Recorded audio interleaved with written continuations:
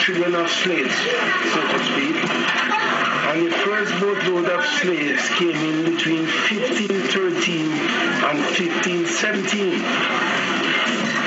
They all came from West Africa. In those days it was called the Gold Coast, but these days it's called Ghana. Many tribes were brought in. Tribes like the Ashanti, the Karamanti, the Mandingos, the Igbos, and the Kwantis. They were all transported to the West Indies to work on the plantation. The reason for that is because the previous workers in the West Indies, who were Indians, started to die out from overwork. So they turned their attention to Africa to get more men to work on the plantations. Well, the Ashanti was a warlike tribe who didn't want to be enslaved by anybody. So they started fighting from the very minute they came in.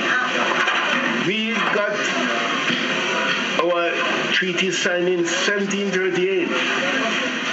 And it's something to be proud about, because imagine we fought a war against the most powerful nation in the world at the time, the British, because they had the biggest guns, biggest ships, biggest money, but they just couldn't manage the Maroons because we did guerrilla warfare.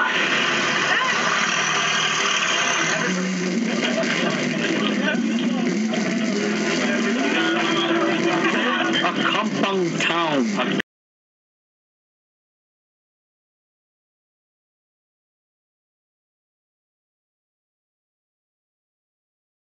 The Maroons was up in the hills looking down on them, but they know how to ambush them and use camouflage and manage to win the war. So we got our treaty signed nearly 100 years before emancipation. That means we were free long before Simon Bolivar conceived his plans to liberate America, long before the Haitian Revolution. We were there.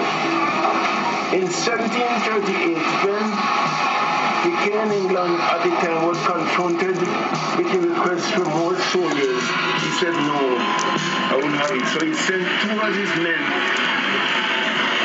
to Jamaica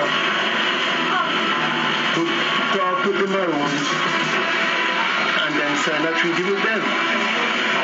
So we are free from 1739, we are free people to try our own cases, do everything on our own. It's a separate